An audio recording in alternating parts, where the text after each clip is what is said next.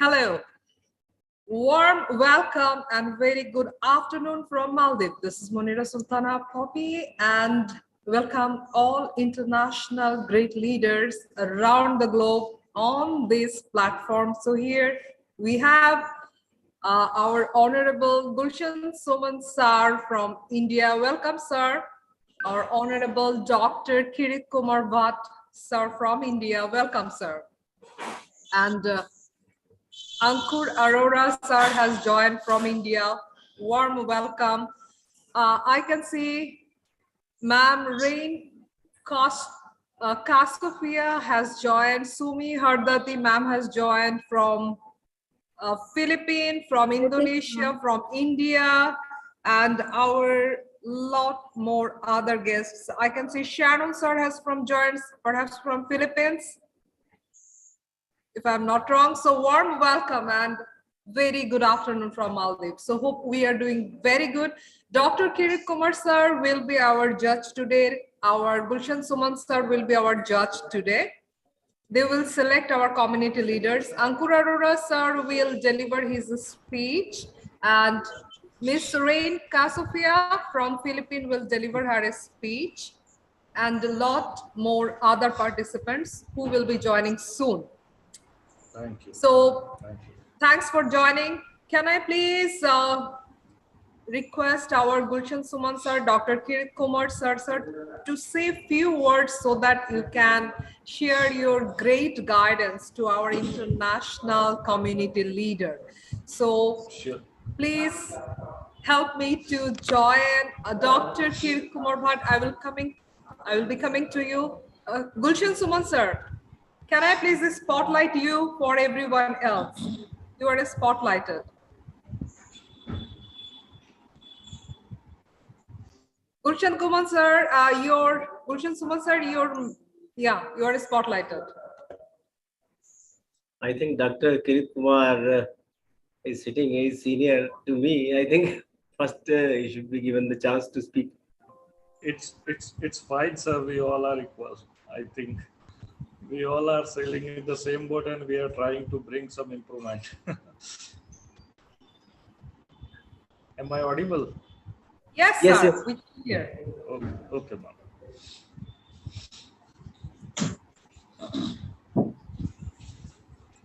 So, Dr. Saab, are you speaking? I can. Yeah. Okay. As you wish. As you wish. Very good evening to all of you, and first of all, thanks to School of Leadership USA and Monira ma'am for inviting me today for this such a great session. And I personally believe that traditional teaching will not survive for in a coming time. We have to bring certain changes in education framework across the globe.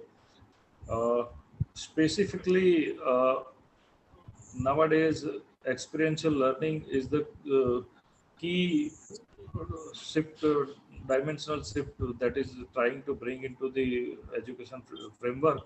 But I believe that experiential learning shall be a joyful learning also. So, looking to the bent of mind and inclination of the students, if he or she is getting into the in the line of what they are what looking for, or what they preferred, and what is suited, best suit to that students or that learners, that will surely bring the changes. And I am really thankful to this School of Leadership, which brings such a great edu leaders and sharing their thoughts and the visions. I'm sure it will be a change. It will bring the change across the globe, and that will really make this planet better place for living. Thank you, ma'am. Thank you very much. This is all from my side. Wonderful. So I'm adding now Gulshan Suman sir for his valuable comment. Hello, everyone. Yes, sir. Thing is, if we see the universe, and likewise we see the existence of human being in this universe, it's nothing, it's not even a drop. So what I want to emphasize is people, not only in India, even in other countries, they are having some complexes. So those complexes are the hindrance in the path of progress. So it may be inferiority complex, it may be superiority complex. Both are not good. If we drop the complexes and try to mingle with the people around us in a cordial way, having unbiased approach, meeting the people, this world itself is a beautiful place to live. How it has been divided into different boundaries, it may be cultural boundaries, it may be social boundaries, it may be religious boundaries. We are caught up in the psychology.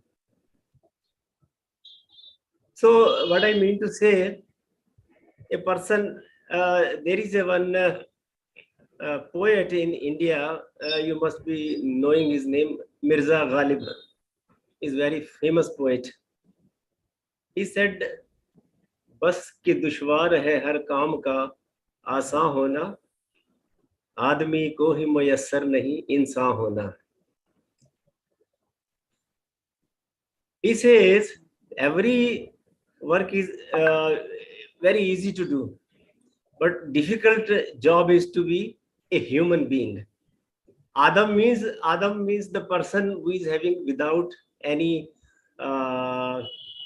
sanskar, you can say, without any grooming, proper grooming. That is the Adam. Insan means the person who is the cultured one, the person who is cultured. He says it is very difficult to become a human being. The other day I was telling, even our Rig Veda, it says Manurubhava. It was written thousands of years back. Manurubhava means be a human being first. So people during that time, he thought, they even calculated the mind, how the mind goes around, how the mind plays. So they found that the human mind is very shabby. Sometimes it is in the good mood, sometimes it is in a bad mood. So it is very important for the human being to be a human in actual. If a person is a good human being, he can be a good leader, he can be a good engineer, he can be a good teacher, he can be a good student. The first priority is to be a human being. So this is what I want to say in brief. So later on, let us see. Okay. Thank you, Mani. Thank you, sir. Thanks a lot. What a wonderful thought of yours. Superb. So here we have our another judge, Ms. Nikhat Ahmed from India. Warm welcome, Nikhat ma'am. Hope you are doing well. If you please help us to share just few lines to welcome our new leaders. And later on, you can select your community leader. Nikhat ma'am. Hello, good evening, everyone. This is Nikhat Ahmed from India. I am an NLP master practitioner. I am a corporate trainer and founder of The Life Garage. It is my company's name. I am an author too. And I am working for working professionals to help them to build their career and to build their personal life too, because there are so many people who are struggling in such things. And I am helping them to develop leadership qualities in them so they can manage their life, their work in a much better way. And today I'm really happy that there are so many leaders with us, and I have the opportunity to listen all of you, and definitely that will be my pleasure. Thank you so much, Monera, for inviting me here as a jury. Okay, welcome. And welcome all. Thank you, Nikat Ahmed ma'am. She is very busy, and as you know, she is also doing a lot of activities, but she has joined within very shortest notice period. So now let's join our hands, put our hands together to welcome our honorable community leader who can speak and who can be voted by our international great leaders. Gulshan Suman sir, Dr. Kirit Kumar sir, Nikat Ahmed ma'am, they are senior personality and they have strong leadership background. So can I request Miss Rain Casofia from Philippines to share her great lecture. Ma'am, can you please share your thoughts and process about today's topic, leadership and democracy, kindly? Yes, ma'am, I will.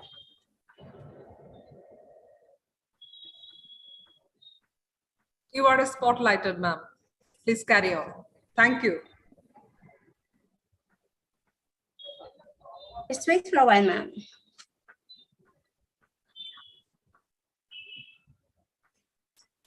Ma'am, are you ready or you need some time? Yes, ma'am. Just wait for a while. I'm ready. Then I will present my preparations for my.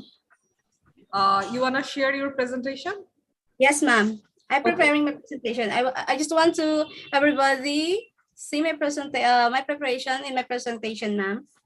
Okay. Yeah, you can please. You can share. I want to play my presentation so that everybody can understand about democracy, politic awareness, discrimination.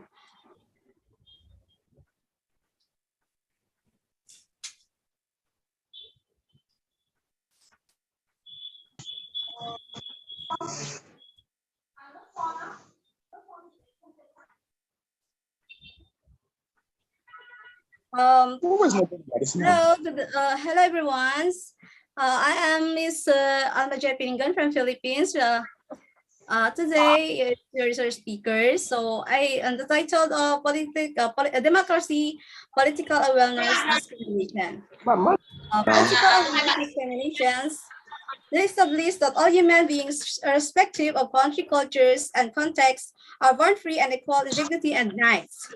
Democracy policy includes general elections, measures to promote and guarantee respects of human rights.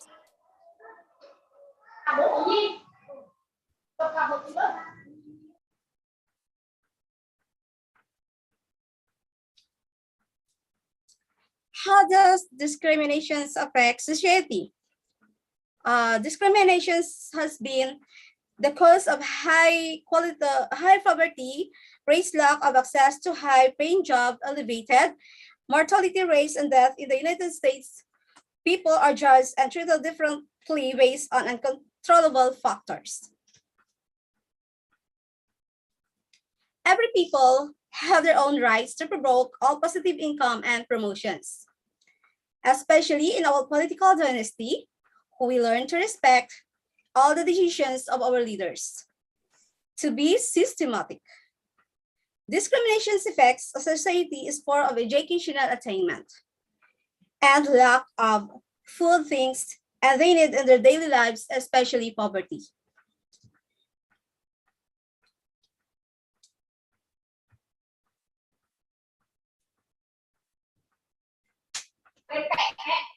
What are the main causes of discrimination?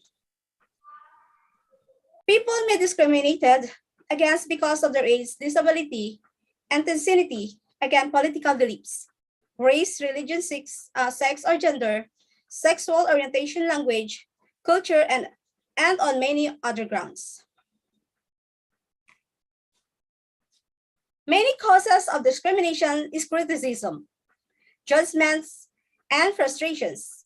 These problems can destroy dignity and reputations of the people around us.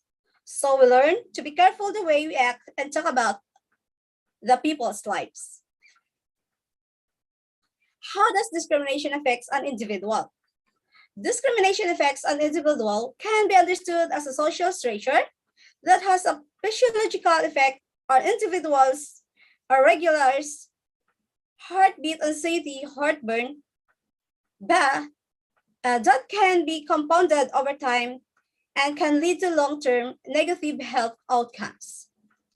Discrimination offense measured by other everybody is major discriminatory events. What is discrimination?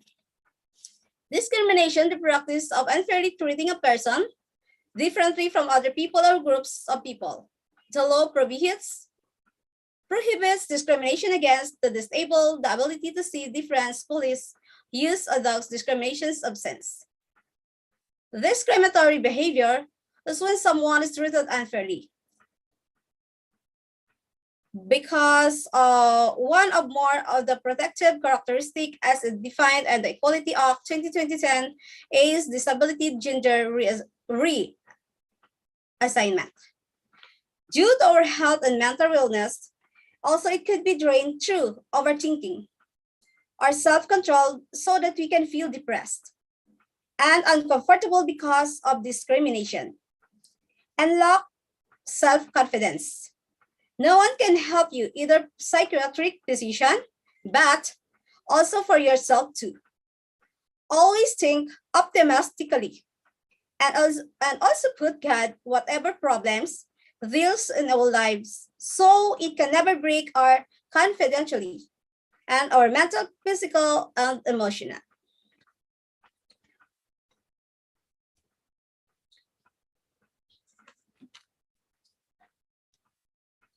We have the effects of discrimination, like example, ill health, lower psychological health, high blood pressure, lower well-being, and lower self-esteem. Discrimination, stereotype, and prejudice dominate society, and there is no way to avoid them. And also, we have 4 types of discrimination. First is direct discrimination. When someone is treated unfairly because of protective characteristics such as sex or race. For example, someone is not offered a promotion because they're a woman and the job goes to less qualified men. The second is indirect discrimination. When there is a policy that applies in the same way for everybody, but disadvantages a group of people who share a protected characteristics, and you are disadvantaged as a part of this group.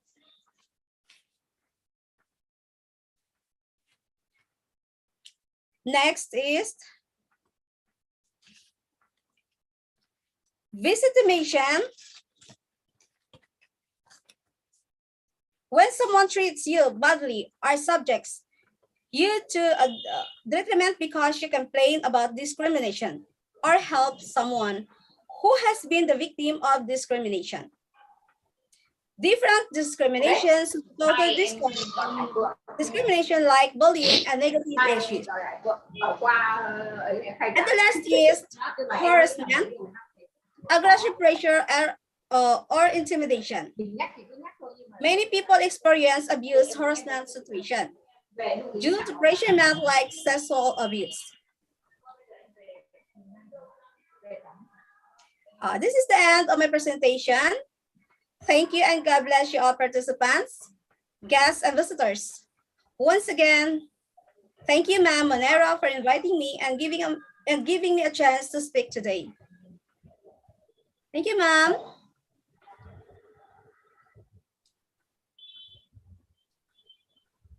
I'm plenty. No. Okay, it's not going down. Guests and visitors. Once again, thank you, Ma'am Monero, for inviting me and giving me a chance to speak today. Wonderful. Thank you, Ma'am. Wonderful. Thank you so much for sharing your great presentation. So now I want to request our honorable leaders, do you have any question or comment you want to ask to our participant, Once please? again, thank you, Ma'am Monero. No connection there. Thank you, Ma'am. Wonderful. Thank you so much for sharing your great presentation. I don't even understand how to run this thing, Jerry. I want to, yeah, Sophia, ma'am, you can now make it on. Question or comment you want to ask participants?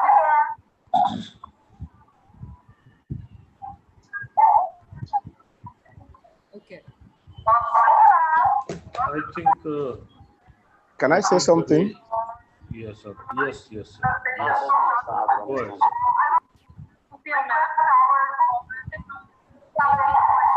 Probably some. Can I say something? Am I on? I don't know if I'm on, sir. Dear ma'am, can you please make it off? Background noise is Can coming. Can you stop your? Yeah. Yes, please.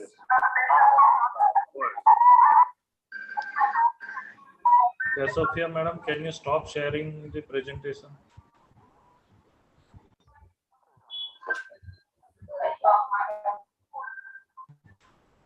Dear ma'am, can you please make it off? Can you stop your? Yeah, please.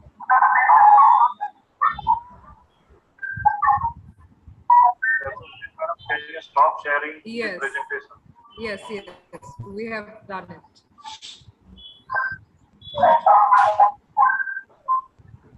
Please. Oh, okay. Yeah, now it's fine. Sorry.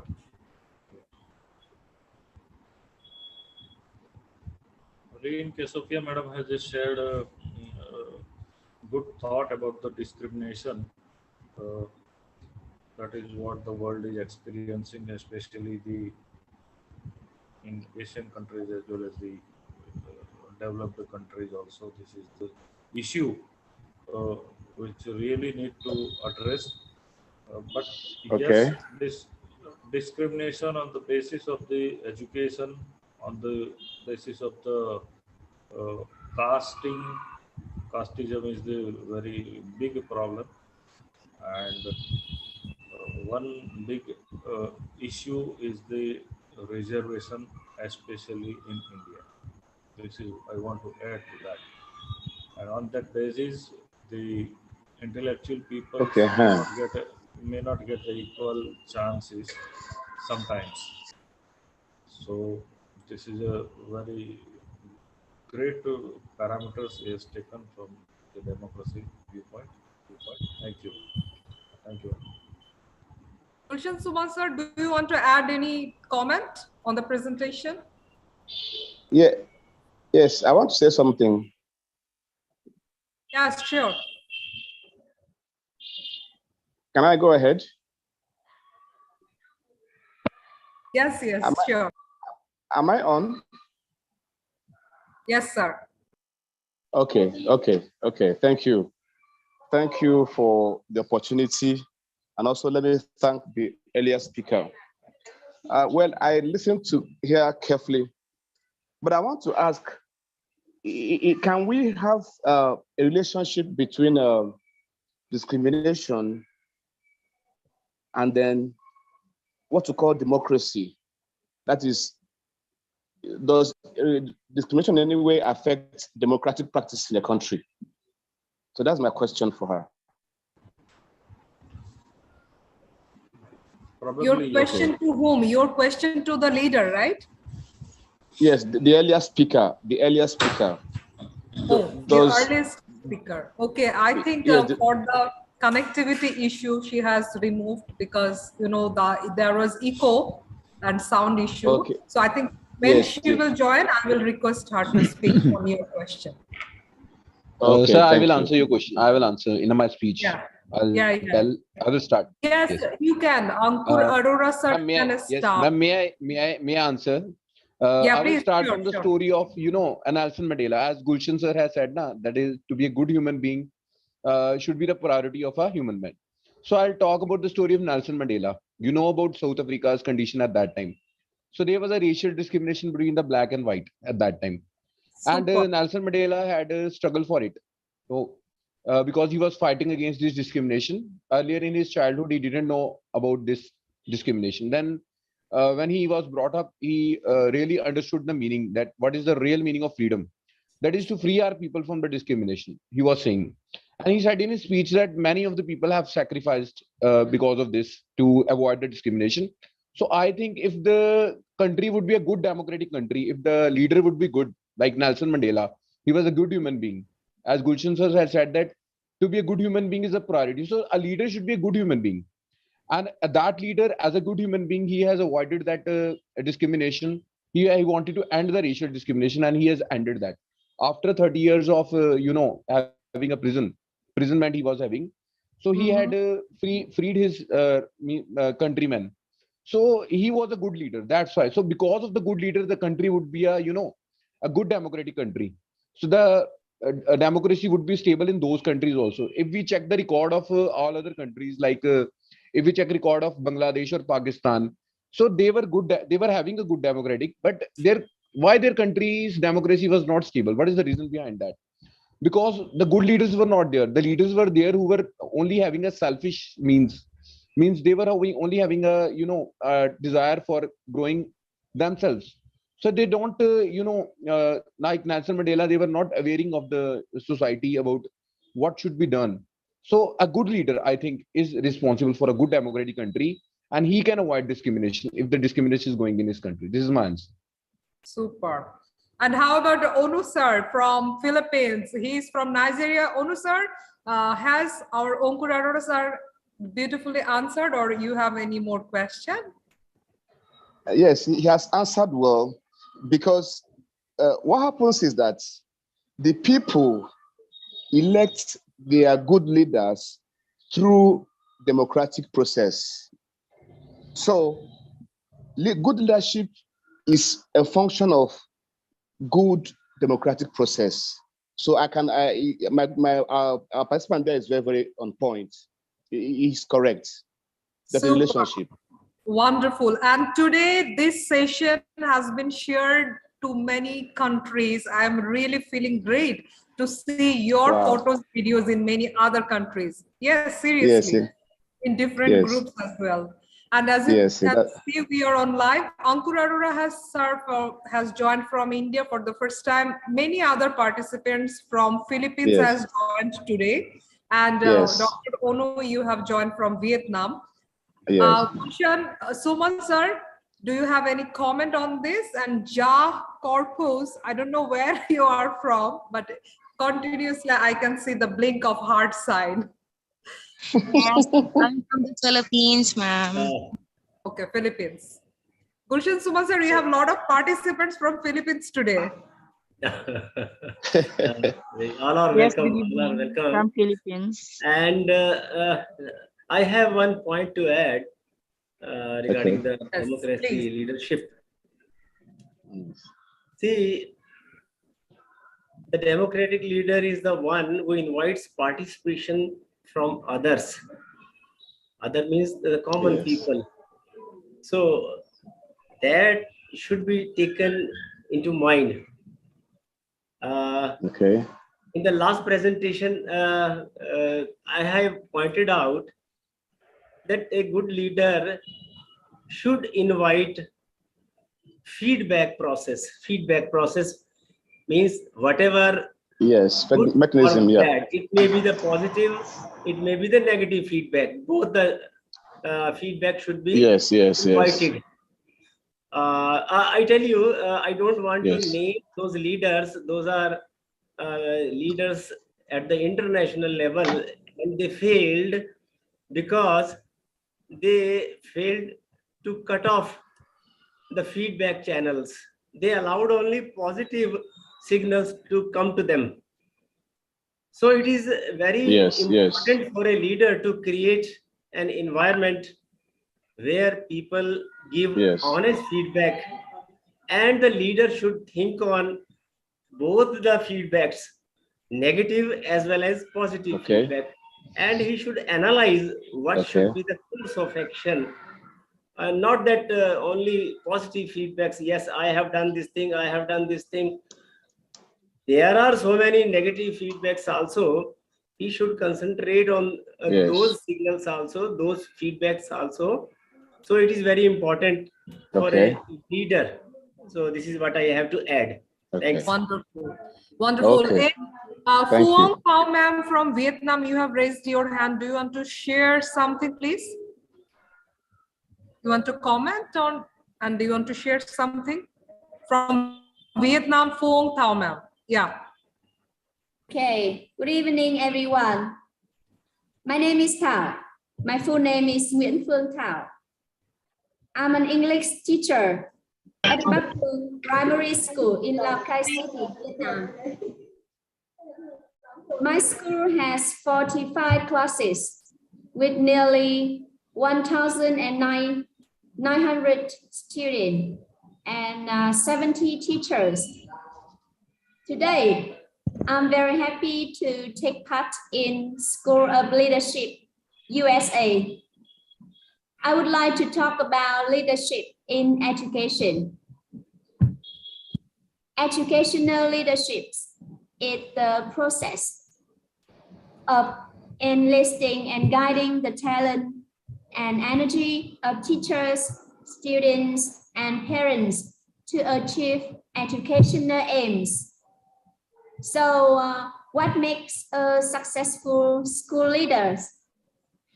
Firstly, I want to talk about school leader. They must understand the importance of building community between family and school.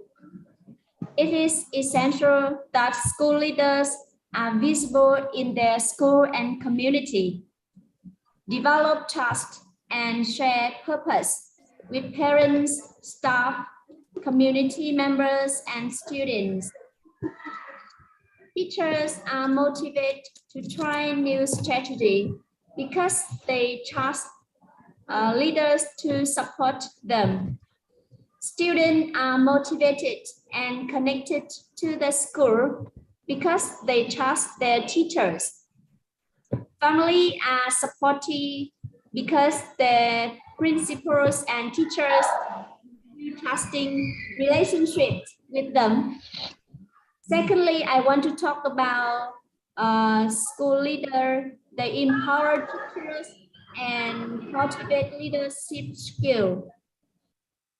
Great school leaders not only need great teachers, colleagues, but also fully support teachers and staff to continually learn and develop themselves. Great principals focus on improving the quality of teachers within their buildings by carefully hiring the best teachers, supporting their efforts and their ambitions, holding all staff members to high expectations, working carefully. And thirdly, school leaders, the opportunity that have many and the most effective leaders are able to make strategic decisions to benefit their students. And the last, I want to talk about school leader must have a vision and a plan. They have a goal that they can unite a team around and a plan to have them get there. Vision is one of the most important quality as leader can.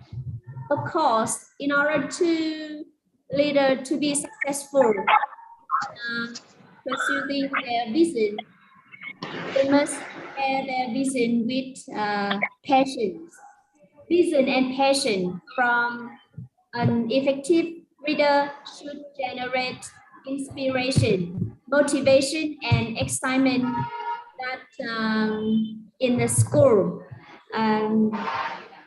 There are some ideas so I want to talk about today. And thank you very much. Welcome. Great.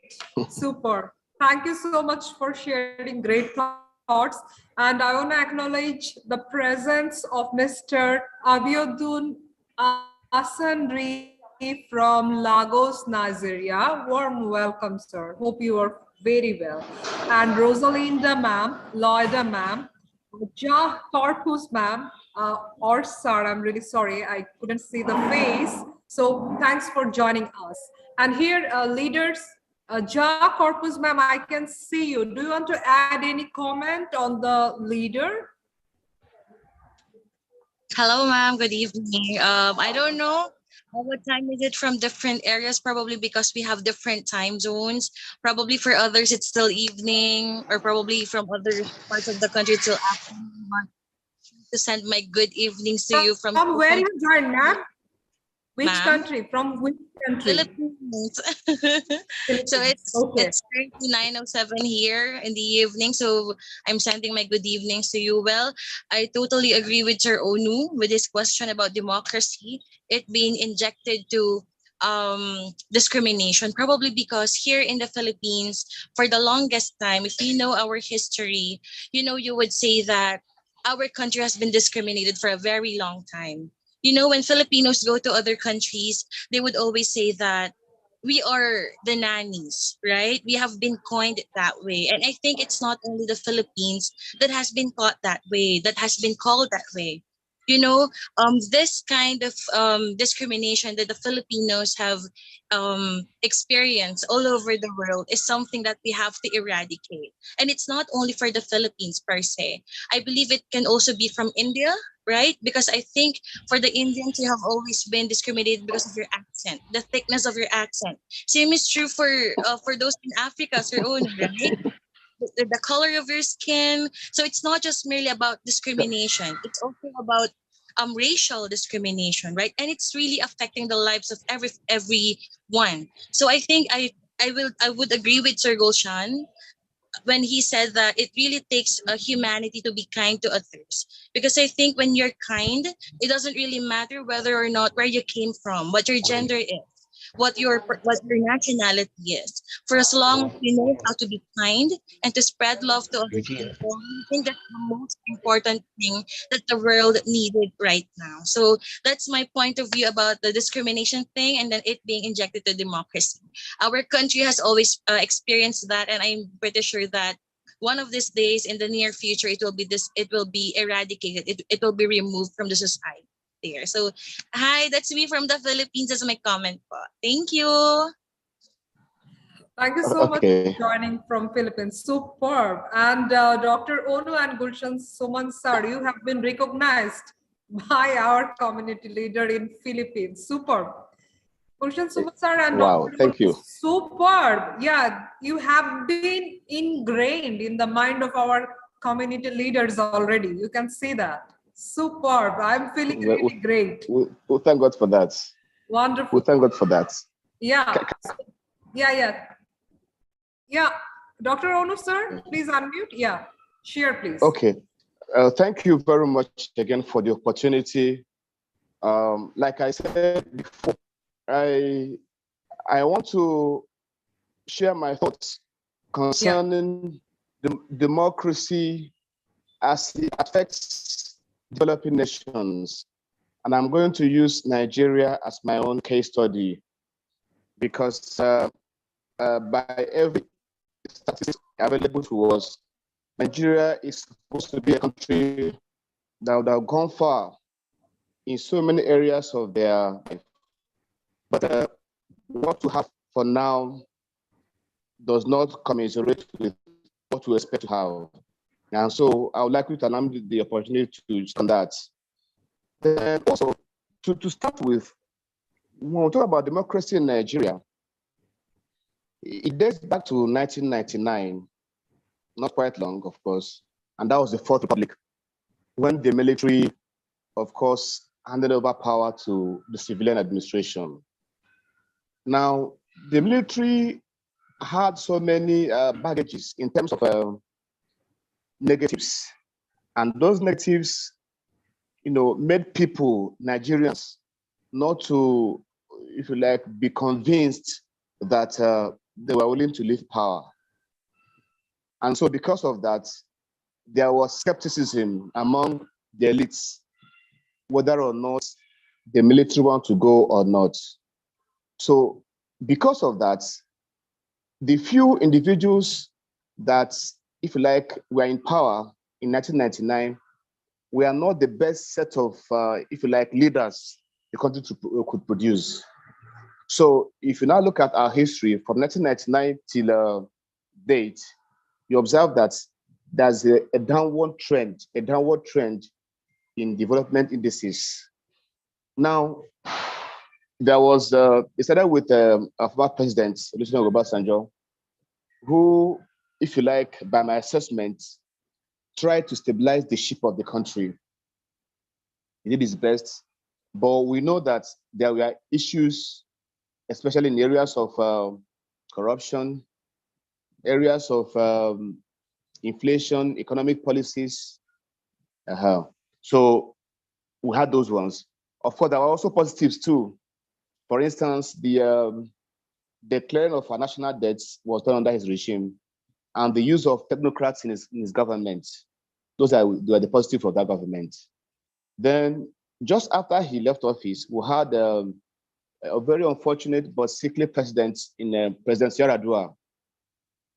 When he came, it was okay. He started well, but because of his ill health, could not perform very well, and then eventually he joined his ancestors. Then came our former president, Goodluck Jonathan, a technocrat and a brilliant man. But again, there were issues of corruption, issues of lack of trust from the people. And then he went for the first election and won, and then he lost the second one. Then we have our current president, President Buhari. Now, why I'm giving this background is that within those experiments, the aspirations of Nigerians were not, if you like, 25% met. There were many issues. Inflation is there, poverty, increase in poverty, literacy level, poor funding of social infrastructure, even outright nepotism. I want to be harsh, I want to be mild here. So the president had his first tenure. That was the excuse that that what has gone wrong in the past could be corrected within 4 years and all that. And so Nigerians gave him another chance of 4 years. The 4 years is almost coming to an end now. So all the indices were not reversed. They there was an increment in all the negative indices, literacy level, unemployment rate, all negatives are, an increase. So now the two dominant parties were the PDP, that is the People's Democratic Party, and then the All Progressive Congress, the APC. Now, Nigerians are feeling that these two parties who were in power in the past did not live up to their expectations. And of course, recently, the two parties had their congresses. They have their presidential candidates now. I'll just leave them for you.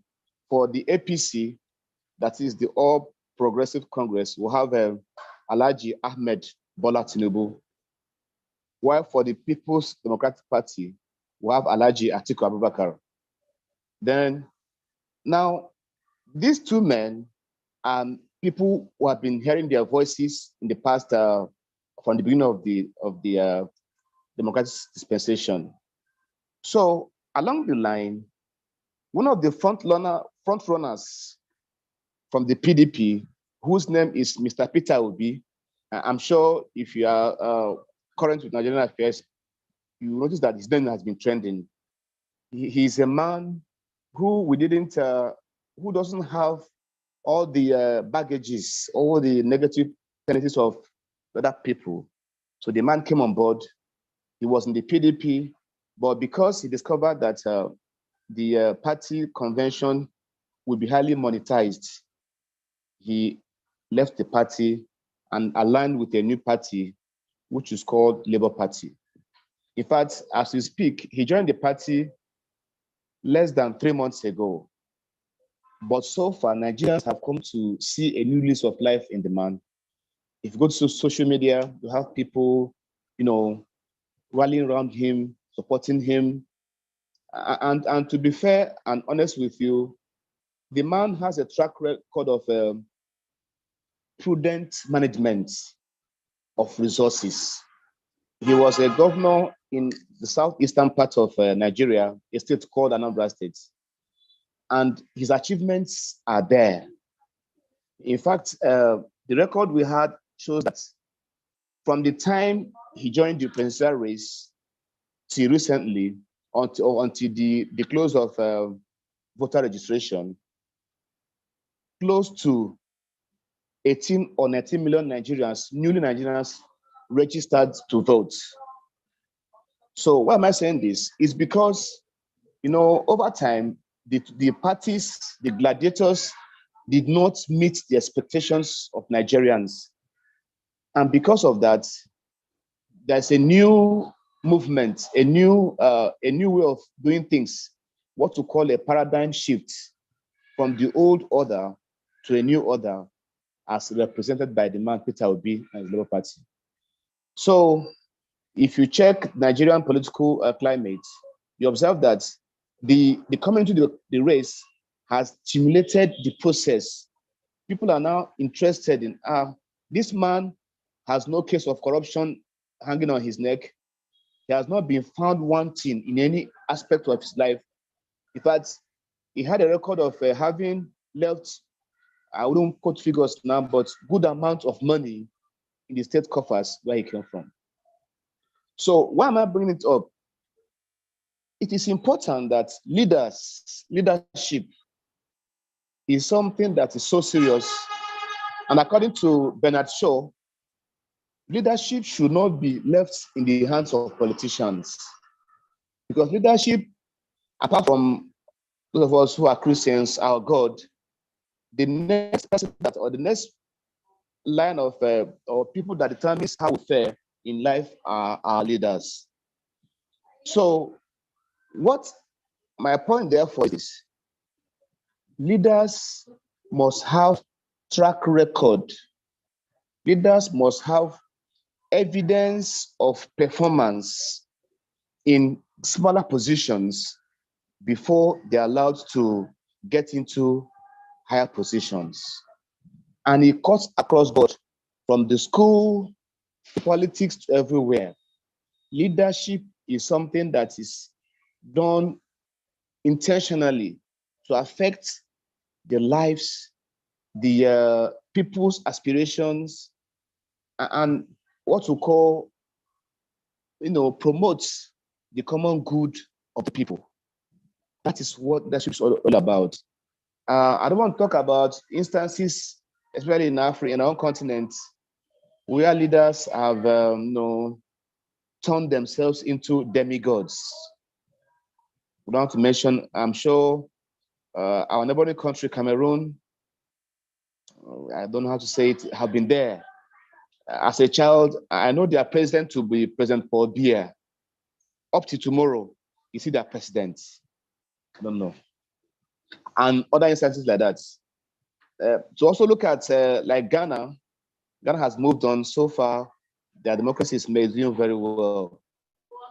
And other countries, I'm also aware that in Rwanda, they are also doing well.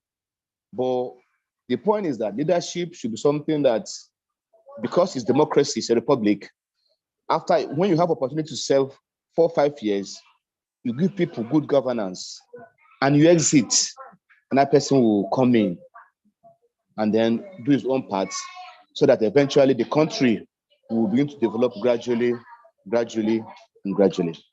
So that's my perspective this evening. I felt we should look at that.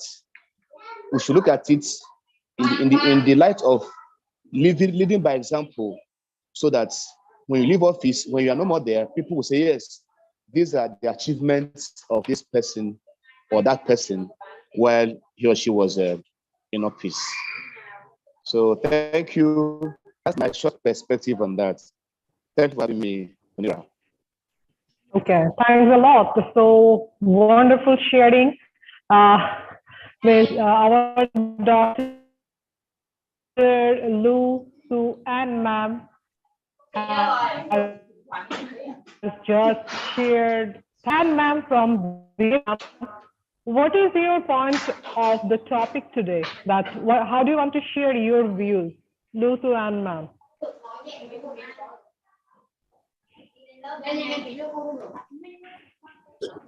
Hello, everyone. Thank you a lot. And for today, we've got lots of opinions and ideas on this wonderful topic.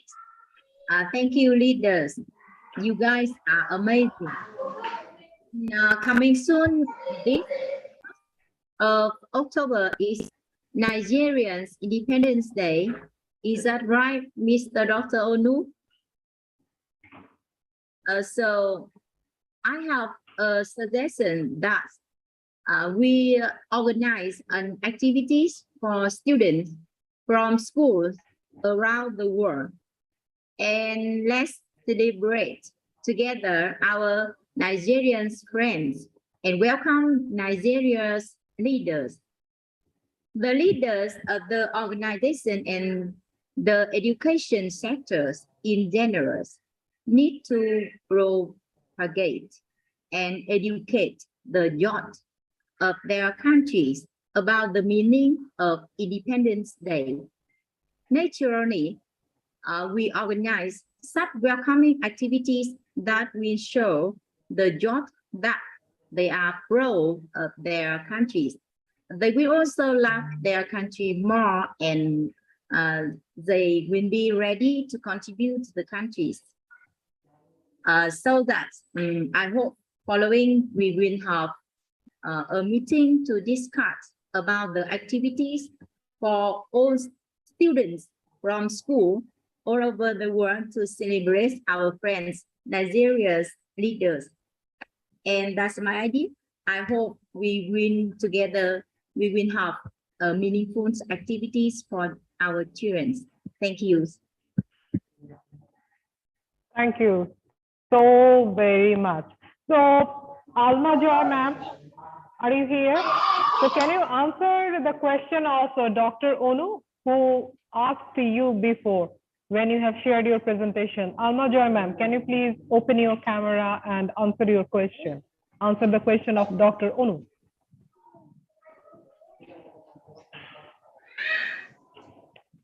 Can you hear me, ma'am? Alma Joy ma'am from Philippines.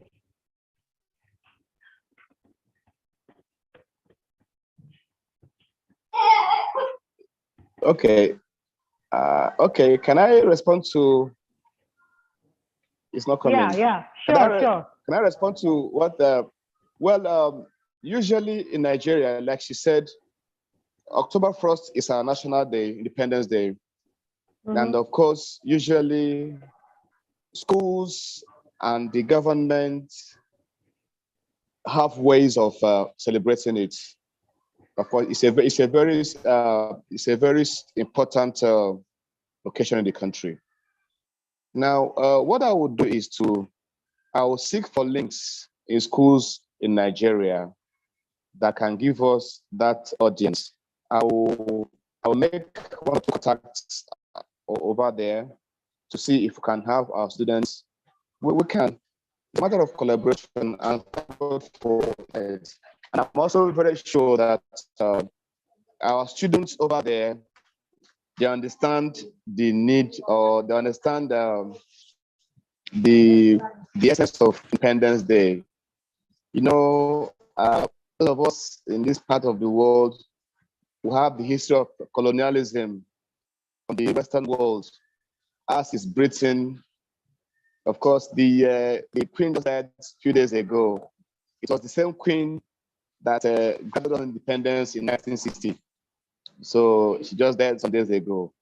So no problem. I'll make contact, and I hope Mr. Sododun, who's in Lagos right away, can also help us so that we can look at how we can get to schools and then get them online, touch them. Because it's interesting, you know, leadership is, somebody said, everything starts and ends with leadership. It's clear fact. Leadership determines direction, bearing, and even focus. So no problem. It's a good idea. We shall work towards that. Like I said, I'll collaborate with Mr. Sonri, who's in Lagos, and see how we can achieve that. Thank you once again. Thank you. Thanks. So I'm connecting now Suraya Banu, Professor Suraya Banu from India. Are you there, ma'am?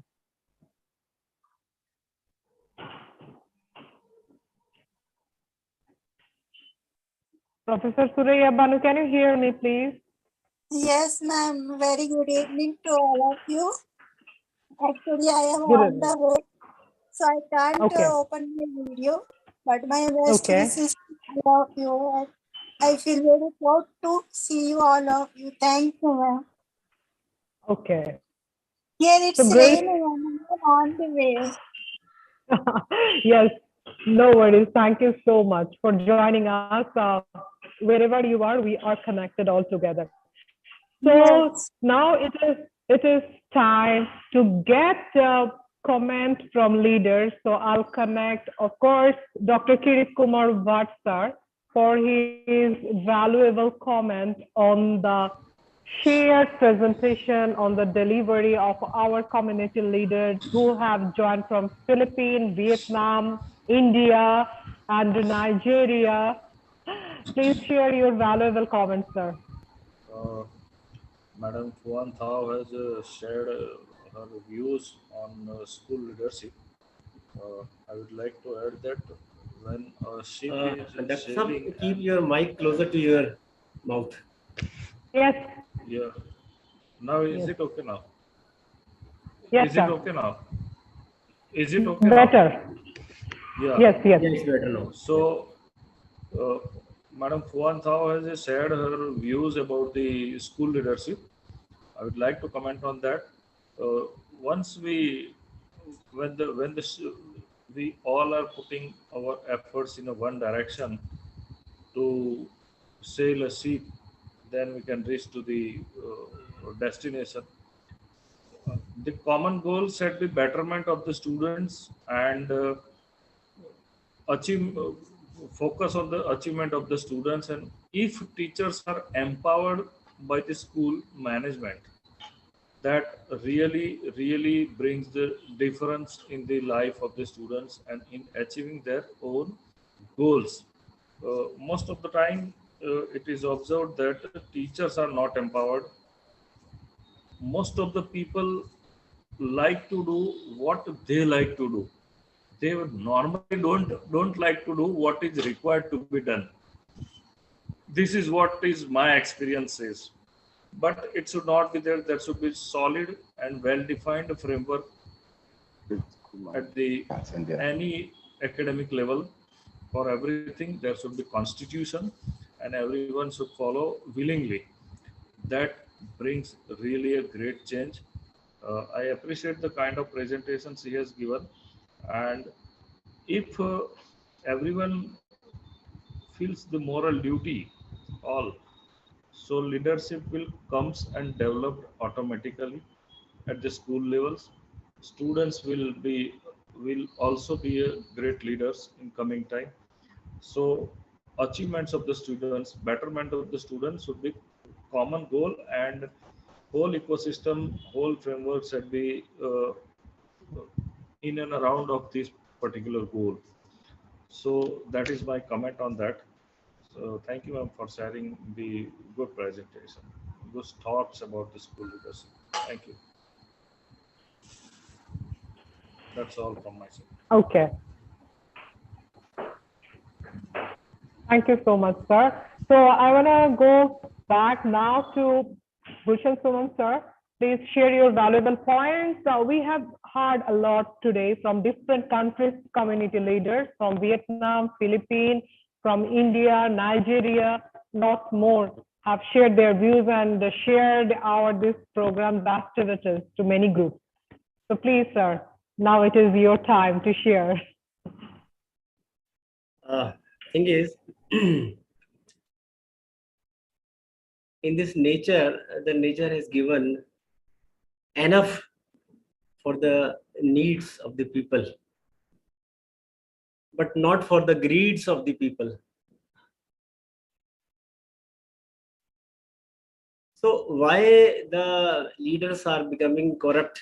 Because they are not aware of the law of there is one law, very prominent law, which is operating throughout the world. The law of nature is the karma, theory of karma. Karma means action. Like the Newton says, every action has got equal and opposite reaction. If every human being understands that whatever action I do, it's like a seed putting in the soil. Once the action is done, it may be after few days or few years, we are going to have the result of that action. As you can see, there are few trees which give the fruit within a few years, or there are trees which can give the fruit within 1 year or within few months also. It depends upon the type of a fruit, type of the seed. So if wrong action done by a person, he has to face the result. If it is performed at the higher level, at the state level, if a CM level person, he does something wrong, the whole state has to suffer because of one action of a one person.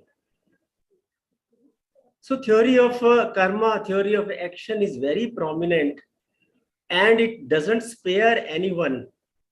No one can escape from the theory of action. If that wrong action is done at the country level, that country has to face the result of that wrong action.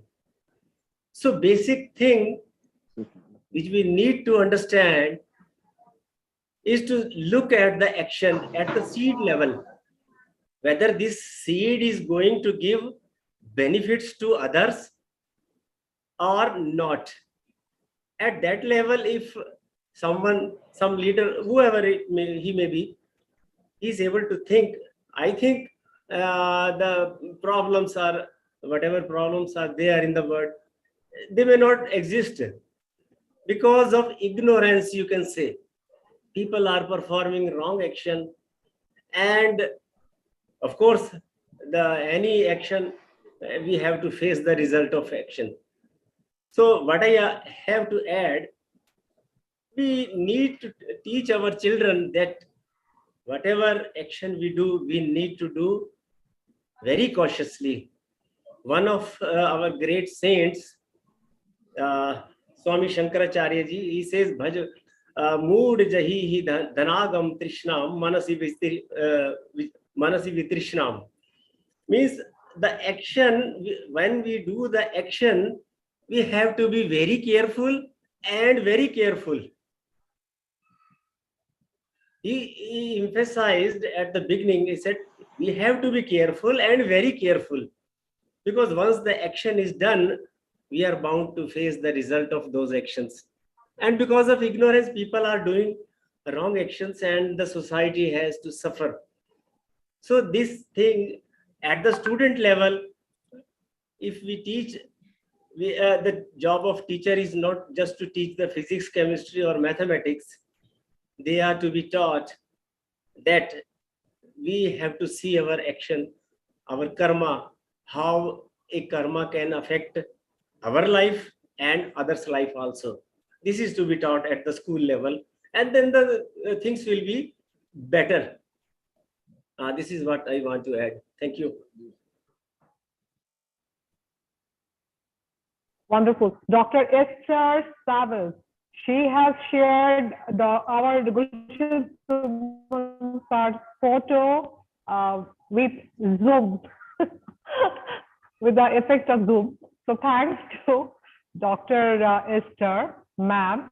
She is circulating our information, and Lutu and ma'am. Very, very well at the skill of marketing and sharing photos Promotions. and videos. Thanks. That'd be nice. Promotions, yes. Yes, sure. And Nikat Ahmed, ma'am, I want to know your views, please.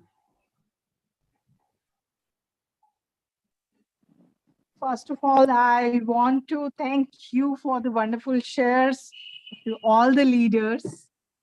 Thank you so much to increase our knowledge and to participate in this event. And I feel everyone has a hidden leader. Some people are showcasing that leadership, but some people are hiding that leadership. So just we need to find it and we need to pull it out from them. And as I have seen so many leaders today, and that was really, I must say, that was an amazing experience. As I was appreciating in the chat box, if you have read all my comments. So as Mr. Onu and other leaders too, I'm missing their names, sorry. That was really, really, really nice experience. And I must say that Mr. Gulshan was sharing all such things. I really, truly believe what you give, you get. Every time. Yes. Nature is there, and whatever you are doing, God is noticing all the things. Whatever you will give to the society, you will get it back. I have a question. I have a question to Nikat, ma'am. Ma'am, sorry to interrupting you. Question is, I will of course request all leaders to give points, their own views. In life, apart from our background, apart from our work and the culture, we get down. At some point, we get down. Though we have great and huge responsibilities or great position as well, then how to pull yourself up and move forward? It is very essential, because you know why I am pointing this, because a lot of our students and even teachers also, we get down when we are at work, and even we lack motivation. Even sometimes we bully our other colleague, we bully our another student. How to motivate and how to deal with all these? Like, we face bullying by other colleague as well. Even we are adults, we go for the criticism. How, and you know that even we do not keep our word. How to deal with this frustration? And sometimes we have seen suicidal attempts also, ma'am. In newspaper, we read that. Even I was reading this news also article that suicidal attempts also, even in Europe. We think that Europe is so prosperous. Europe has such a kind of assets are there. They are bright, they are fair. Can you guide us, Nikat ma'am, on this? Thank you. First of all, I say thank you, Monira, to raise this question. This is really very important for the youth, with I teach, and I say every youth who are coming to me, that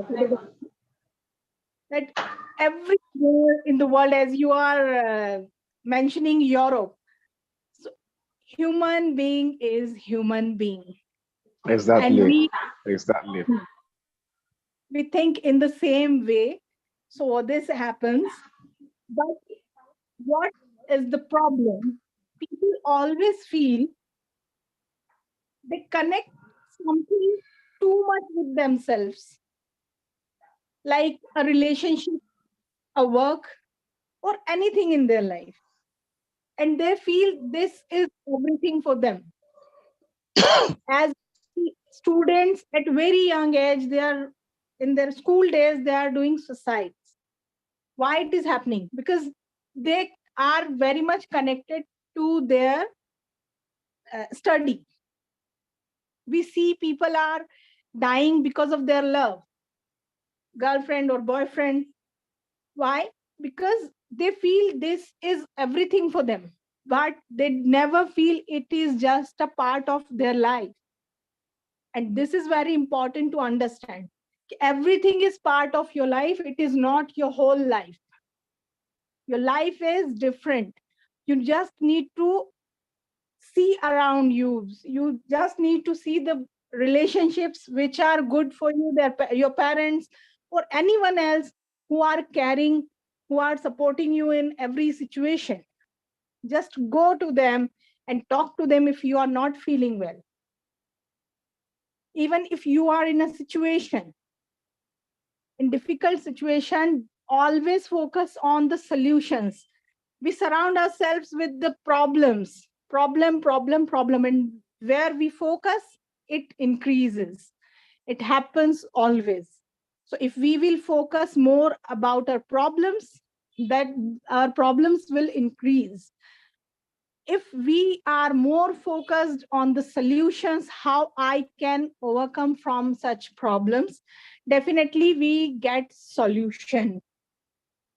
Because this is really very important for a human being to teach. Even Monira, you are doing such a great job that you are teaching to the school students, school kids, because this is the time, I must say, this is the high time to teach them all such things like leadership quality and problem solving and everything, so that they can compete in the world in much better way. As we see, there are parents also, there are some family members also who are pushing too much to their kids or their family members to do something. Even they don't want to do that. And this pressure also people can't handle, and they go towards the depression or suicidal attempts. So this is also a big problem in the society. Just think that everyone is a different person, have different opinions in their lives. So let them live their life, just support them however you can do, as a teacher, as a parent, or whatever role you are playing in that person's life. And we must understand that everything is part of our life, not our whole life. And this is the thing which we need to identify. Hope this is the answer of your question, Monira. And whose lecture you liked most?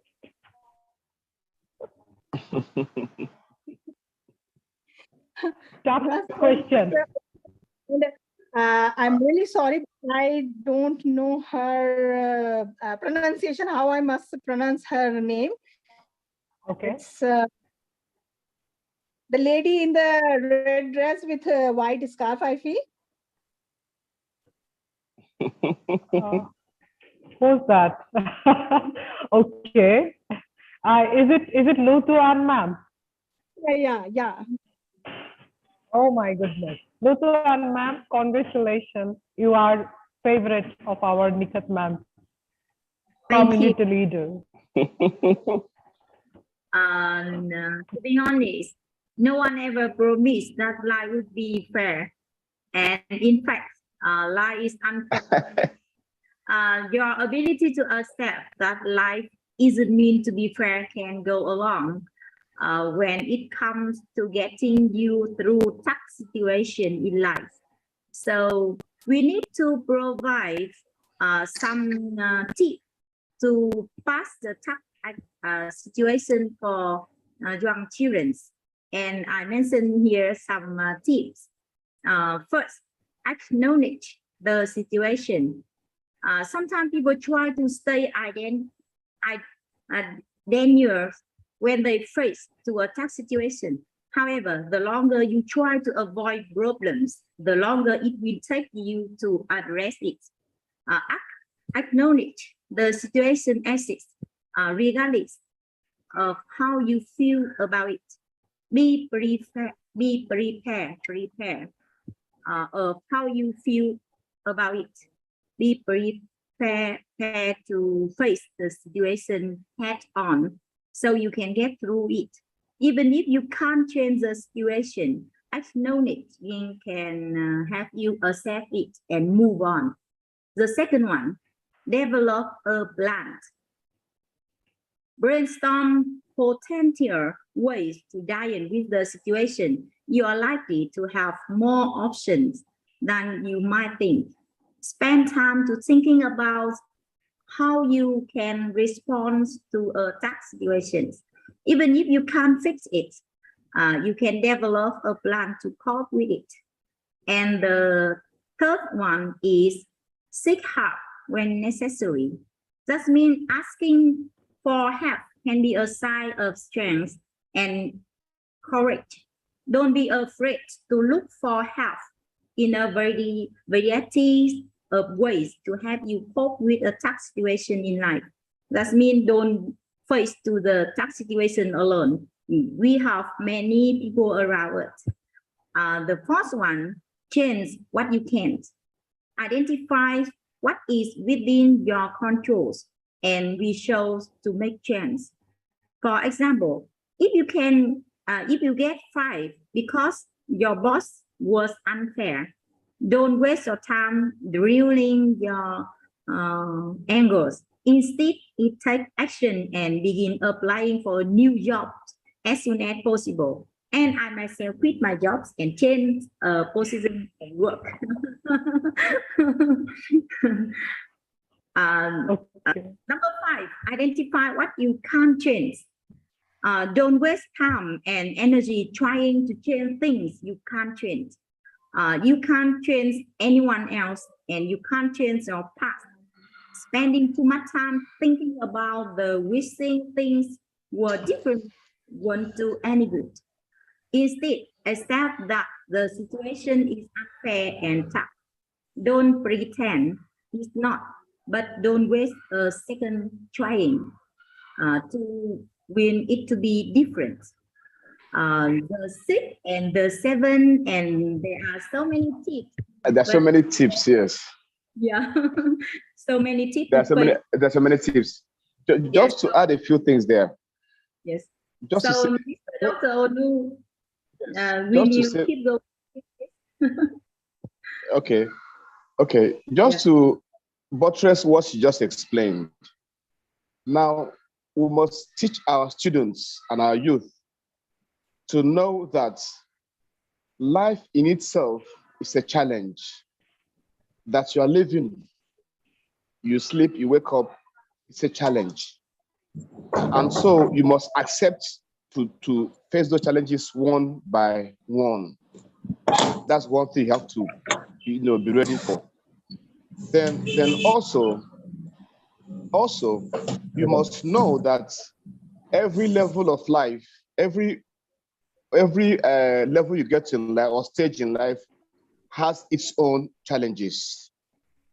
So as you are finishing one challenge, the next challenge is waiting for you. That's how life is. For instance, let's take schooling. After you are done with your grade 1, you get to grade 2. There are challenges specific for grade 2. You have to focus on it. So our children, we should teach our children to know that life is not a bed of roses, as they say. It's a place where you solve problems one by one, and you take problems one by one as they come. And also applies to leadership too. If there were no problems, we don't need leaders.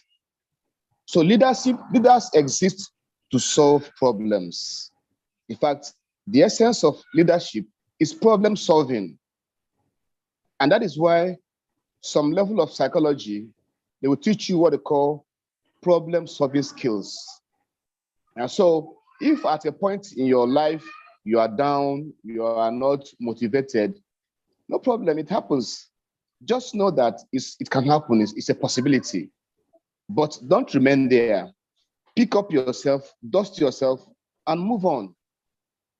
And I've also known that at any point where you are low, usually there's a hidden benefit, there's a hidden advantage that will come from that situation, which means that if you conquer that situation, you are going to launch yourself into a very senior level, just like doing examinations.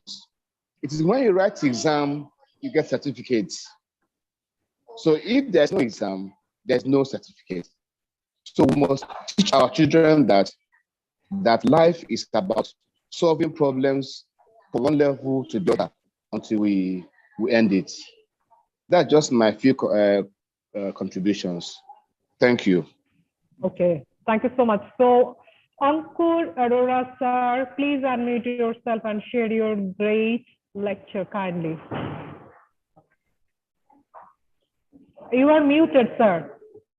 Ankur Arora sir, please unmute. Okay. So on which topic I have to speak now? Democracy and leadership. Today's topic which have been Yes, shared. I was on leadership at that time. I was saying that who is a good leader? A good leader is one who, follows the democracy and we can say avoid the selfishness and do something for the We need people. your introduction also, sir. For the first time, Ankur Arora sir has joined international platform today. Thanks to all of you that you have On had. behalf of the School of Leadership, United States of America. So I want to say that, I was telling you the record of the countries that why they were not stable democracy. So what were the reasons? And if I talk about my country, India, so here democracy is stable. You know that in India, democracy is stable, but there are some limitations. Like there are no environmental consequences. Environmental consequences have deep effect on India. You can see that. Even government has restricted some instructions, or we can say government has restricted some polythene bags, but still people are using. Means there are rules and regulations in country, but nobody follows that because they don't have a fear of a government. If they will not have a fear of government, and they will not respect the government. So how they will follow the instruction? Why they are not respecting the government? The reason is this: that government itself is not standing on its rules and regulations. Today the rules and regulations are different. Tomorrow it will be different. So I'll take the example of a school. In a school, what happens when we are teaching in a school? We follow some instructions that are coming from our head office or any authority. Any person who is having authority, he's sending the instructions, but he himself or she himself doesn't follow it. So good leader is one who follows itself first, and then the others will follow him. He should be honest first. So good leader should be honest first. This thing should be implemented on his own life first. So it only depends on the good leader that your country is a successful democracy or not. I want to say this. And I want to conclude that, in a country like India, if we say that we can eliminate the problem of poverty, or if we can eliminate the problem of, pollution, it's not possible. Because as a team, if we will be cooperate with the world, because it's a global issue now. It's not only a one country issue. The global poverty, the pollution, and the global warming, it's a global issue. And we can solve it globally only. But if we are saying that we are doing this and you have to follow this, and we are not consulting anyone. So we are not getting the feedback that sir was saying. Feedback is necessity. Yes, feedback is necessity. We are not taking the feedback from the people. Okay, the king will be successful only if he or she take the feedback from his tribe. If he will not take the feedback from tribe, how he knows that his kingdom is doing good or bad? So a nation's leader should be such that he should take the feedback of the people, what they want. Only he is talking about, I have done this much, I have done this. So he is talking about the good qualities of himself. He is not talking about what is lacking in our country. So I want to say that.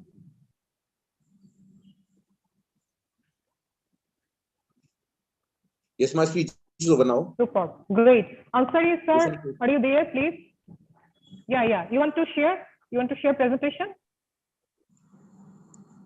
Ankur Today I have no Arora, sir? presentation, but later on today I have no presentation because I was not prepared. Okay.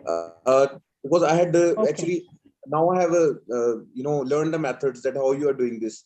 So next time I'll prepare the presentation also. I'll show you, and I will Okay. show that brief points also that I want to I want to acknowledge this thing, that this thing should be followed in the country to have a stable democracy. Ankur Arora, sir, you have joined from which part of India? I'm from Punjab. Punjab. Okay, Yes. great. Ansari sir, can you hear me? Ansari sir from Pakistan. Ansari sir, can you listen? He has just joined.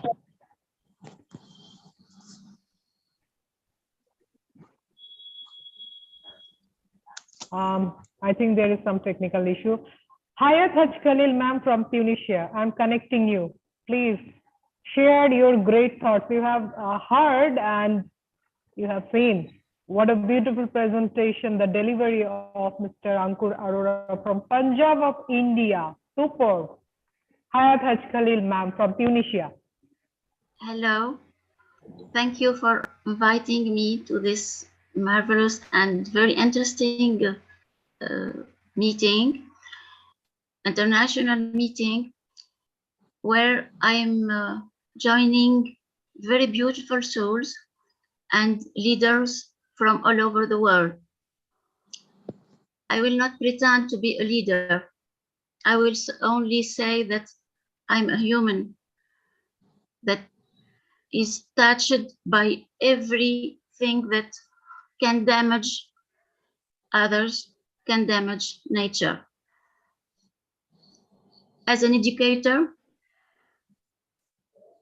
I think every pupil is there to be one citizen, future citizen, and we have the responsibility to educate him or her to be the best citizen of the world. Once we are a good citizen in our town, we will be a good citizen in the world. That is democracy to me.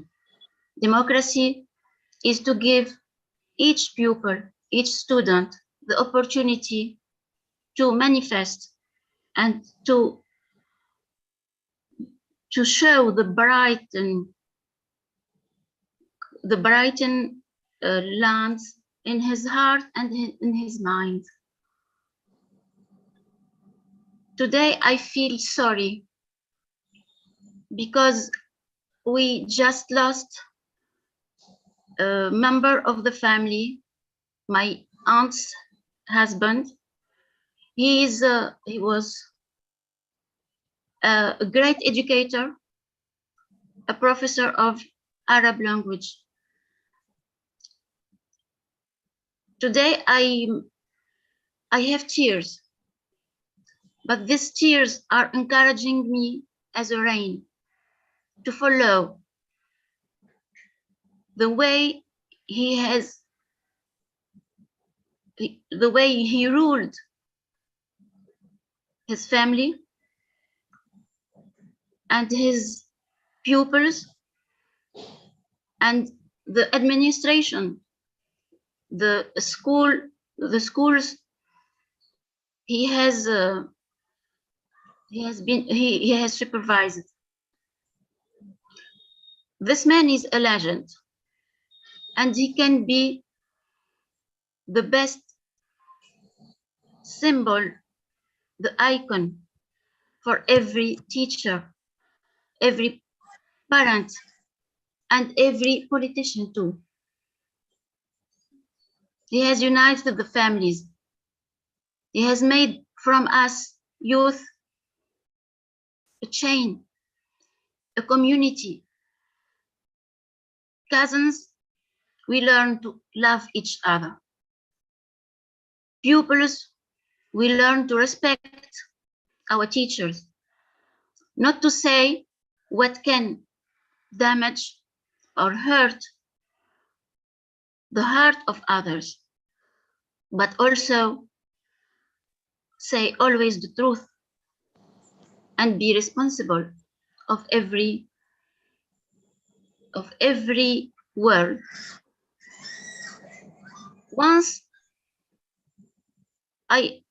he was discussing with his friend, his home, and I said something about someone else, about our supervisor at our school. He was furious.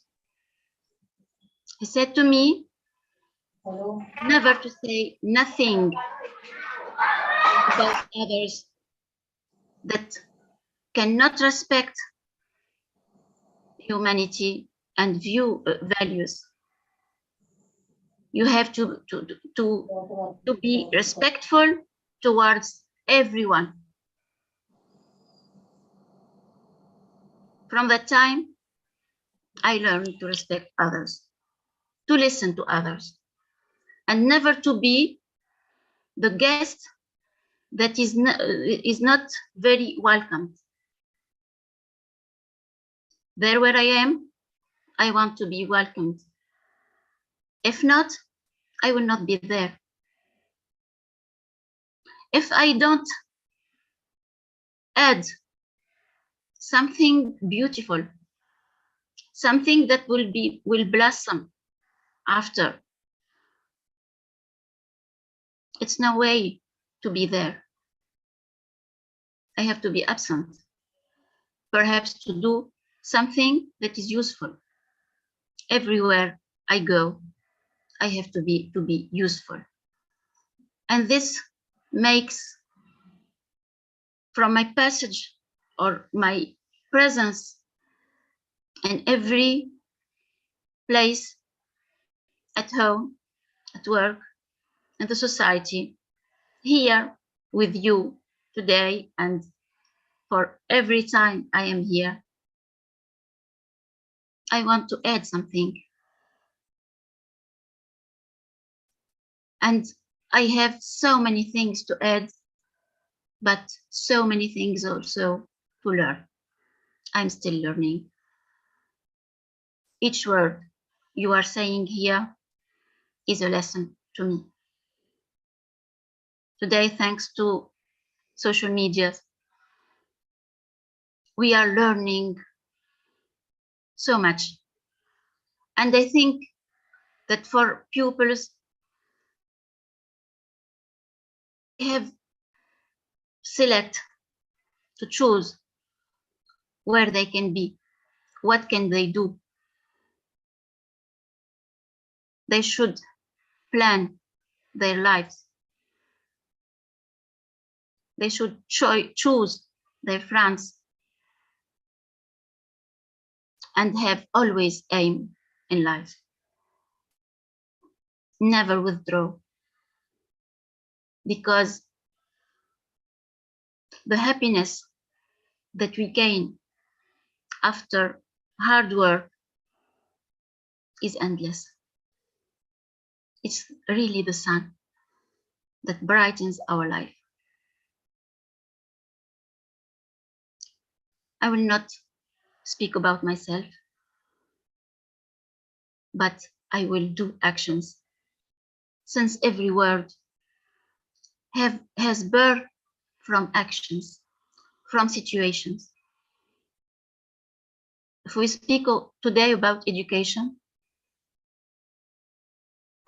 it's because education has been and will always be the land that has to be fertilized, the land for the best future. So to you, I give the words of my smile and the silence of my thoughts for the best of my actions. Very, very thankful to you from Tunisia, from Tunis, the capital, from Mahdia, my birth town, to you the best, and to the world the best also. Everyone has his dignity.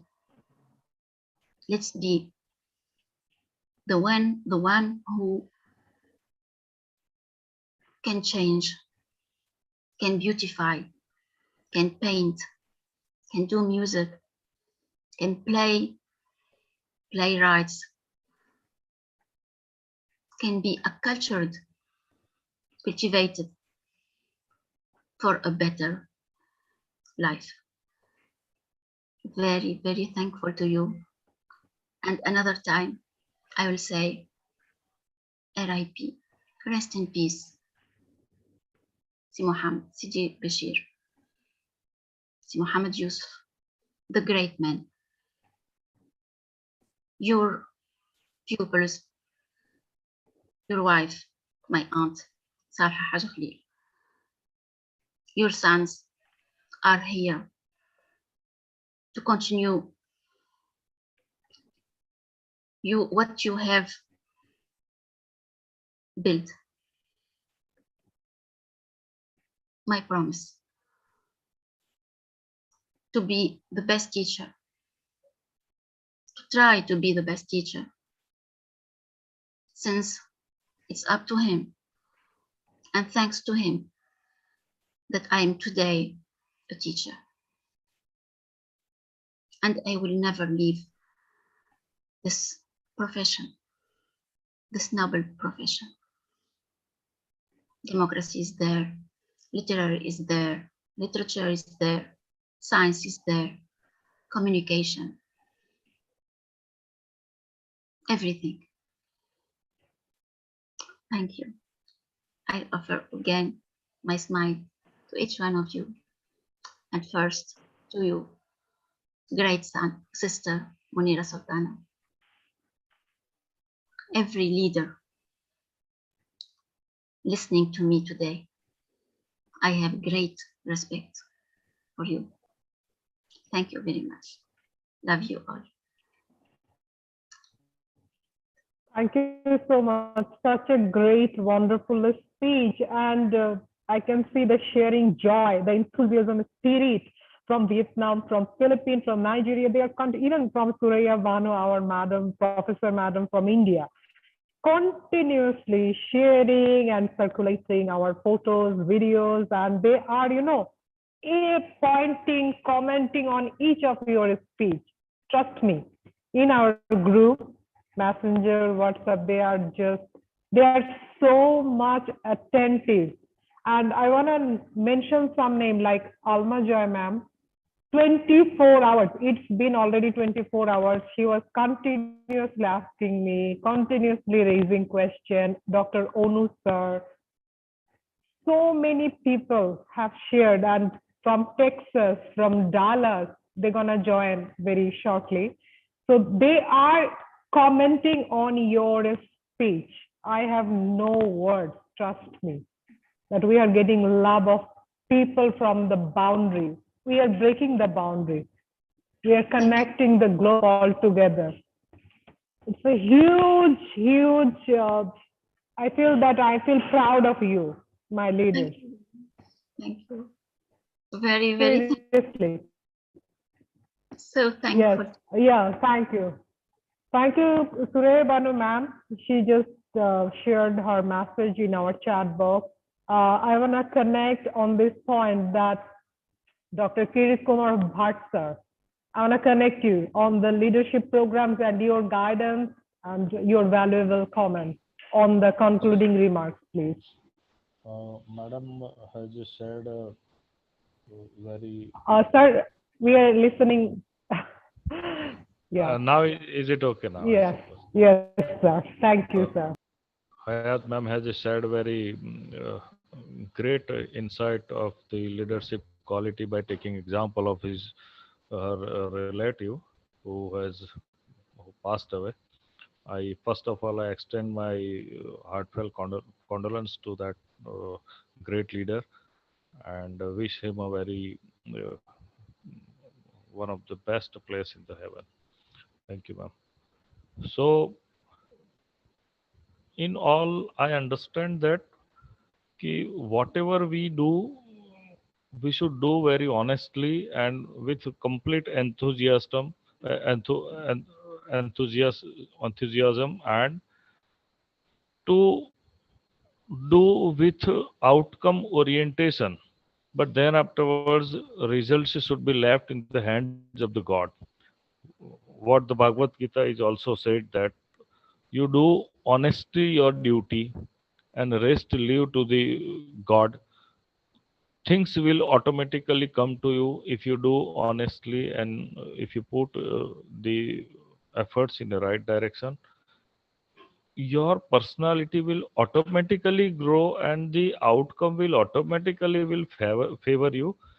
The Nikat madam has also said the same words about the depression, why the people are attached so much to their day-to-day task, and especially in relationship, and matter goes to the up to the committing the suicide.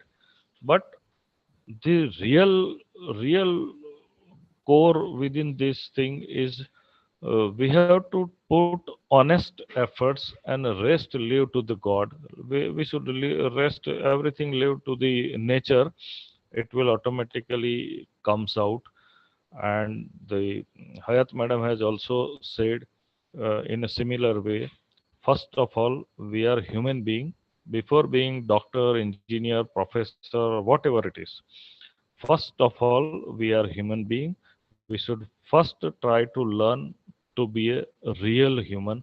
That will solve almost most of the issues across the globe. And Gulsar sir has also uh, pointed in this line that a true human being will be a true leader.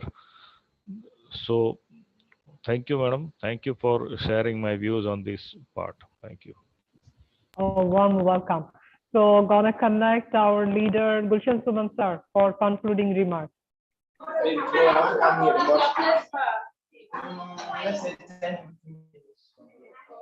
Yeah, one thing I would like to add is the sense of responsibility of an individual.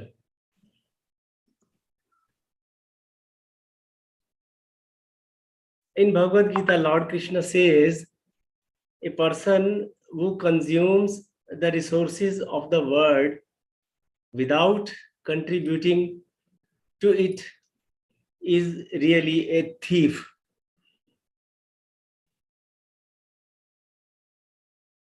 We are unknowingly consuming the resources of the world, resources of the nature. We are every day consuming oxygen. We are every day consuming liters of water.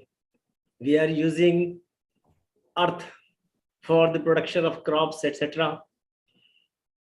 But we are not giving any contribution to the nature. Now you may ask, what can I do for the water? What can I do for the oxygen? For oxygen, we can stop pollution. If we stop pollution, the nature is there, enough oxygen is there. Only thing is, we are adding pollution to it and the air is becoming polluted. So this is our responsibility as a human being, as an individual, that whatever I am consuming in this world, I should do some contribution. Like for the water, at least I cannot produce water, nobody can produce water. We can avoid wastage of water. I remember I went to USA. I was in a Chicago hotel. So there I saw a very big bathtub in the bathroom. So I thought, let me enjoy the bath in the tub. Then the thought came into my mind, why I should waste water so much? because in a bathtub, you require 500 liters of water for one person. Then another thought came, oh, it's in the USA. I'm not in India. I'm not in India. Then I thought, no, it may be India or it may be USA. Water is common for each and everybody. I should not waste. So this is the sense of responsibility every individual has to play. If everybody do it sensibly, this world itself is enough good to live. So what we unknowingly doing, we are spoiling the resources of the world, unknowingly or knowingly. So if we have a good sense of responsibility towards nature, towards the people around us, to care for them, what can I do for them? I recently attended one award function. I was awarded for my work in the field of music. There I met a person from Karnataka. That person alone planted 73 crores of trees. One person in Karnataka. See how much effort he has done. From childhood, he has the habit of planting tree. So it's like a forest. 73 crores means it's like a forest he has developed. One person has developed the forest. See the courage and see the amount of effort he has put. So after 3 days, I heard the news that that man died. See how much contribution he has given for the nature. So where I'm staying, there is a park in front of my house. I have planted 5 trees. So if everyone thinks in this way, so world will be peaceful and it will be a great place to live. So what I want to emphasize, if everybody has the sense of responsibility, then the world is good enough. Thank you. Speechless. Okay. Wonderful. Yes, Dr. Wonderful. Yes, in closing, let me say that, like I said earlier on, everything aside for the God, believe God, the next place is leadership, both at school level and at national or civic level is very, very important. And if you look at countries that have done well in terms of their economy, their politics, their business, and all that, those countries have good leaders. So leadership is key in everything we do. So it's very, very important. And like other participants have said, there are small factors, for instance, something about being a human being first and all that. But the challenge with that position is that we notice that human beings, in most cases, would not behave like beings. There's a concept of common sense around my area here. Common sense. When I say something, a sense is common, something is common, you shouldn't. But I've seen people who will not even have that common sense as it is, used. So that is that. So leadership is key. Now, also in summing up, let me also say that I've discussed with the story. What I said is in Nigeria.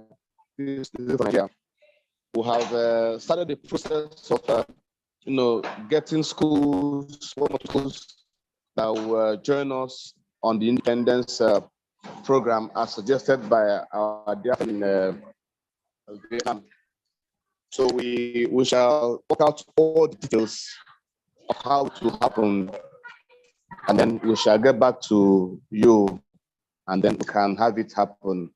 It's important that we, as teachers, since we are sharing ideas, we also have a way of making our students also share ideas. Like I won't say this, I won't stop saying this. The world is a global village. So what happens in India can happen in Russia, can happen in Vietnam, can happen in Ghana, can happen in Togo with the use of the internet. So going forward, details, I'll get back to you so that we see how to pan out very well. Thank you you. very much for the opportunity. It's my pleasure to be here. Okay. So thank you. Welcome our great leader, Ms. Mikhat Ahmed. I want to know your concluding remarks, ma'am.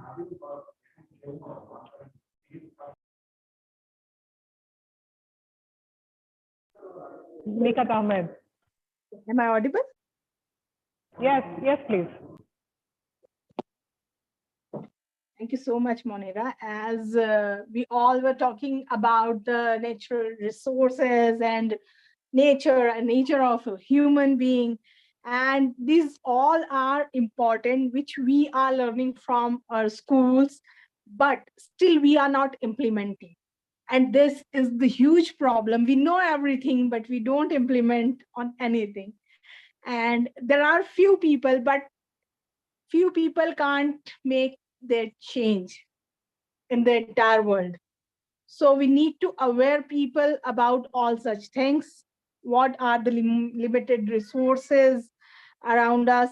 What we need to, we can't recover, we can't regenerate things.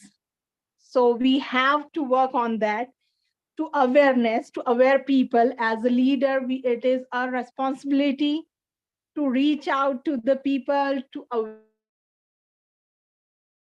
such things. And the thing, what I believe, that always serve in a better way. Never criticize others. If you are doing a good job, you don't have right to criticize others. You have to understand their perspective, why they are doing such things. Now that will become very easy to convey your message to them, that how they need to use such things, how they need to behave in certain manner in the society, in the world. And we are here to make the world more beautiful. As we see crimes are increasing every day, why it is happening? Because people lose their empathy towards each other. And I feel that lack empathy is the cause of increasing crime. So we need to develop that empathy in our children to make this world beautiful. As earlier we see, people were not like that. As I heard a few months back a case that a son killed his mother just because of his mobile, and his mother was denying to use that mobile, and that boy, a 14 years old boy, killed his mother to get back that mobile phone. And 2 days, he never told anyone that his mother has died. So after that, I realized, I searched about that, about psychology, as I'm a student of psychology. So I was studying about that, and I started researching that, and I found that there is lack of empathy because of social media, or we must say that gaming and all. We have reduced the social connection. We are not able to maintain such things in our lives. We are disconnected from the society. We are disconnected from the spirituality. And this is the biggest mistake we have done after technology, that we surrounded ourselves just with gadgets, not with human beings. So we need to come it out, use social media, use technologies, but technologies can help you in your growth. But we are making it disaster. So we need to teach our children, we even we need to learn how to use the technologies, how to use social networking platforms, and how to uh, show that empathy towards our surroundings, towards human being, towards animals, and the natural resources too. And this is my opinion about it. And thank you so much, Monira, to give me this opportunity to share my views about it. Sincere gratitude and overwhelmed today. I thought it would be just selecting community leadership program.